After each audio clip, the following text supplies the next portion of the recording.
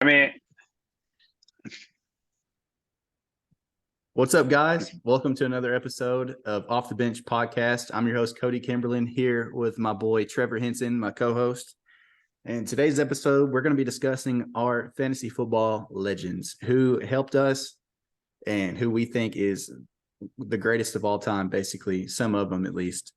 We're going to start off with a question of the day from our one of our subscribers. He asked, what's your take on who's going to be the breakout rookie fantasy quarterback for this season? Trevor, I'll let you handle it. thank you, sir. That's a tough question. Um, it's definitely between three guys, as everybody knows. C.J. Stroud, Bryce Young, and Anthony Richardson, both on some pretty rough teams. Uh, if I was to rank it by the teams and who I think will do better, I'd put the Panthers, and then Texans, and then the Colts. That's just my opinion. Uh,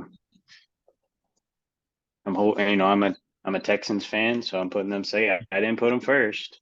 Just They do have some deficiencies. The Texans, they don't have a whole lot of receivers. They added Robert Woods. I mean, he's kind of past his prime. We did add Dalton Schultz. I think he'll help us on the line for our running backs. I think it's gonna be more of a running back show this year. CJ Stroud all around though, I mean, has the mixture of an Anthony Richardson and Bryce Young. I think he kind of is maybe the best all around that's pro ready. Uh, but if I had to consider the teams who I'd say it seems like is going to do better, I'm leaning more towards Bryce Young, and it's not just because he's Alabama. It's just I think all of the Panthers are going to go further this year, even though the Texans are in AFC South, which is not anything great. But I think the Jaguars are going to come fighting this year. They added some weapons. Trevor Lawrence is on his third year. He's been kicking it up. He's becoming an elite QB1 quarterback. So I'm gonna go with Bryce Young, Okay. which is hard. I really want to say CJ Stroud. A lot of people are high on Anthony Richardson, but he did really good at the combine. I mean, he looks like he could be a stud, but on that team, what they got to do work wise, I think he needs some leadership to get him there. I mean, a lot of people are saying he's compared to like a Cam Newton or maybe Yep. even Deshaun Watson or like a Jalen Hurts around that area. So but he only did start about 15 games in college. So, and he had That's some true. problems on the red zone side from what I remember. Like he could pass, and he can run. He's a dual threat. He could be a dual threat, but he had very bad stats when it came to the red zone. You got to get the ball in the end zone some way, and you're a dual threat quarter. You should have a better, in my opinion, you should have a better red zone Sure. stat, but no matter what team you're on. If you're wanting to compare him to some quarterbacks like that, because we know they know how to make sure they Yeah. get in the red zone. So Yeah. it's hard for me to completely compare him just yet with all that. Well, we'll see. Time will tell. It might take a year or two. So he's definitely third on the list. CJ Stroud, I mean, I think he's going to learn a lot this year. We got a lot going on with the Texans with D'Amico Ryans coming in too with his leadership. So, and we do got some good players we're trying to build around. But like I said, Robert Woods, I don't think he's any way to be a good receiver one. And then Mechie, he was hurt. We drafted him. I thought he was a great pick. He's a great receiver when we did draft him, but then he got leukemia. He is back in camp, but he's already battling a hamstring injury, which Hmm. hamstring injuries can always be lingering. I don't like when I hear hamstring injuries. So I was thinking we are going to have him and maybe he could be a breakout receiver for us this year. Yeah. Uh, but Bryce Young's, yeah, he's got my pick. Like I think with what I've stated, I would hope most people could agree. But I'm sorry if y'all hear a baby in the background in this video, but I got a See, with kid. I got me, my number one dad in the galaxy shirt on. I love it. And me, I'm complete but opposite. but I think Anthony yeah. Richardson's one. I do. And the Mm. reason being is I saw a video of Bryce Young today in camp, and it terrified me because he looks like he's 5'6". Like the guy is so small compared to everyone else. And in the pros, it doesn't translate like it does in college, in my opinion. And I mean, he might be Drew Brees. If he's Drew Brees, he's fine. You know, Drew Brees was smaller. He was on the smaller side, but Bryce Young just scares me. I think that unless the Texans offensive line plays in an elite level, Bryce Young could easily get hurt. You know, Kyler Murray's small just like that. You see him, he's hurt. So that's the only issue I have with Bryce Young. I think Bryce No, Young's his talent. Just the size to me scares me off from I'm putting. just and I'm just like I said, I'm basing off what I see team wise, who's gonna Yeah. do the best. And I think he's got the most upside.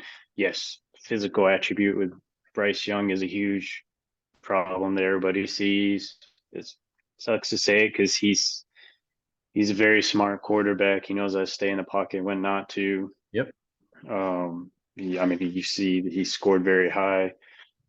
Yeah, I mean, he's a very smart quarterback. And even last year with Bama, his last year there, I don't think they would have done as good without him at all. I mean, yeah, he was out at one point when they seemed to do okay, but you could tell like at some game. I mean, there's like a UT for example where we came back and ended up winning, which was Bama should have lost that game. Really, they played Yeah. terrible. Saban knew it too. But he's the reason they came back and won somehow. One that he stayed focused. He didn't stop. He's a fighter. I think he's still going to be a fighter, and we'll see if he can build up on his physical attributes and Yep. uh, see if he can maybe even if he isn't if he's better at maybe passing downfield, it might help Yeah. too. But other than that, he's pretty accurate on everything else. Yep. And those are my favorite kind of players to watch, the prove it kind of guys, like the guys that everybody doubts, because when they do good, it's such a feel good story too. You know, like people doubting him because of his size. If he comes out and you know is rookie of the year and just propels the Houston Texans to from that that first pick, like Joe Burrow did, for example. Second year Joe Burrow's taking him to the Super Bowl. So I'm hoping if Bryce Young could do something along those lines, it's going to completely change how half the people are thinking about him. So moving on to Yep. our video topic of the day, like we stated, it's going to be our fantasy legends and who we think are, some of the greatest ever for fantasy. And like some people, fantasy is different than real life sometimes. Like numbers and stats are what is most important in fantasy. So yes, Jerry Rice, is the greatest receiver of all time, but that doesn't necessarily mean is the best when it comes to fantasy. So Trevor, start us off with who is your one of your goats, your fantasy goats. My goat would be, towards my mid years in fantasy. A lot of he was a go-to for a lot of people on fantasy, I would believe. Uh, Recently he has had his problems to where there's even been talks. He was trying to join the Ravens, honestly. Uh, there's nothing I've seen where that's really happening, but there were some talks, and Lamar Jackson and some people seem like they might be open to it, but I don't see that happening. I think he's pretty much done at this point. But I'm going with Antonio Brown.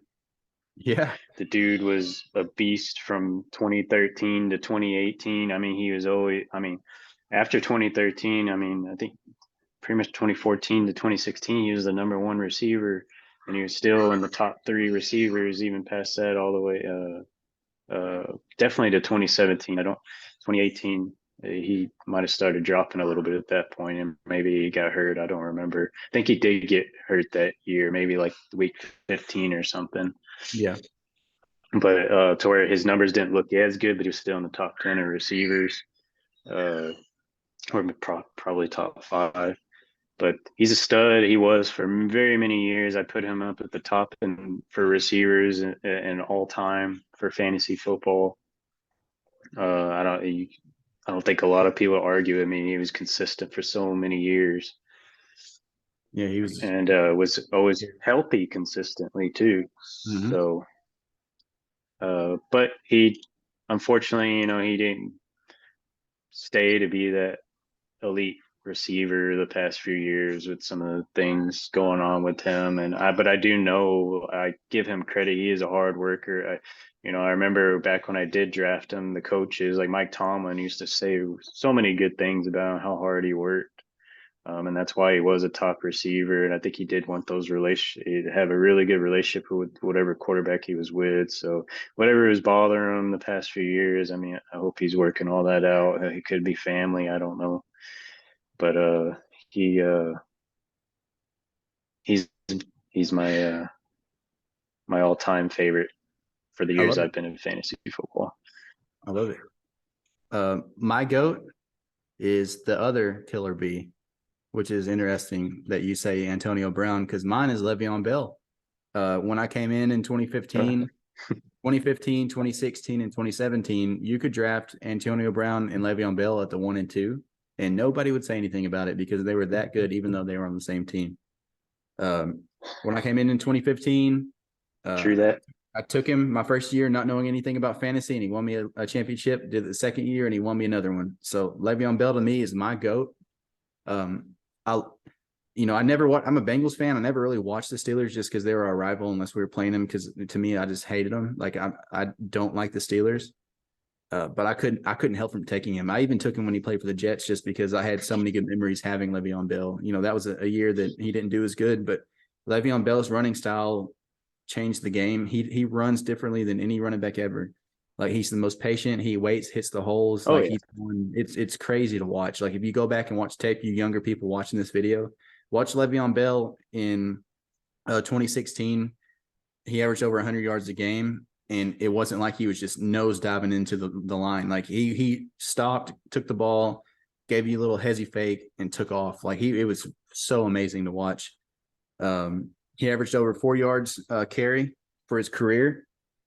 I think he could have played a lot longer. Him and Antonio Brown kind of went along the same path, along the same years. Le'Veon's wasn't mental; it was more contract related. The NFL just doesn't pay running backs like they should. It's just how the market goes. He sat out thinking he could get more money somewhere else, and it ended up derailing his career. It's what ended up happening. And when you're a running back, you don't have, but a 10 to 12 year window in the league anyway. Like you don't get to play as long as quarterbacks. Your body just can't handle it. So, he played until 2017 and at an elite level, and then went to the Jets, and that was pretty much it. But for those, 4 or 5 years, he was the guy. Like you picked Le'Veon Bell, you're in the playoffs. It was that good of a pick. I also have a couple guys that I just want to throw out there and see what you think about them, Trevor. Just to talk quickly on. okay. Potential GOAT for probably both of us that we could say that didn't get to play as long as he should have either was Todd Gurley. Todd Gurley for Oh yeah, about 4 years, Todd Gurley was the man. Like Todd Gurley was the number one running back 2 or 3 years, 1,400 yards. He averaged over 5 yards a carry a couple seasons. Like the man was just unstoppable. Like to me, I think he was offensive rookie of the year, offensive yeah. player of I the mean, year. yeah, Go he ahead. was top running back 27. Yeah, he was the top running back 2017 and 2018. Yeah. He,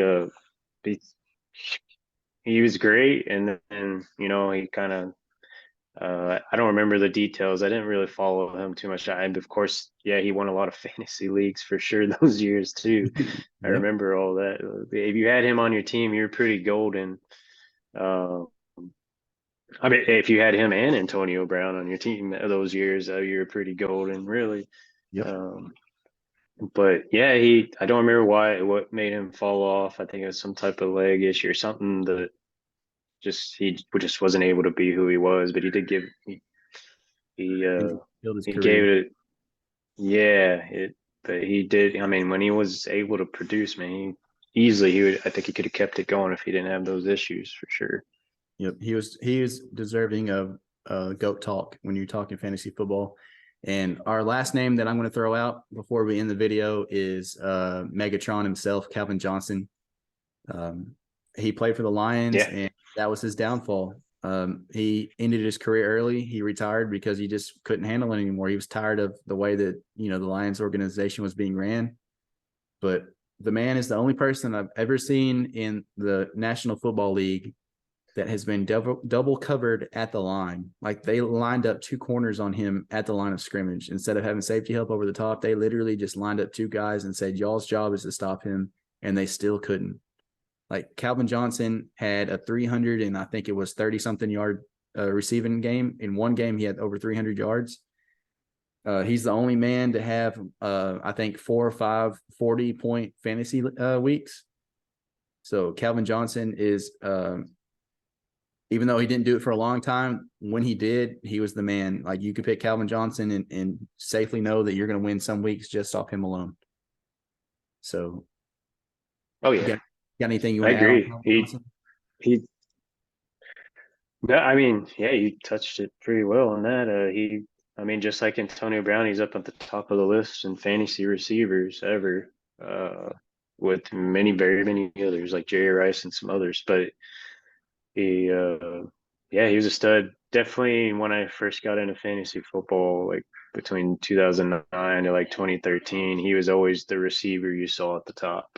He was the receiver you wanted to draft.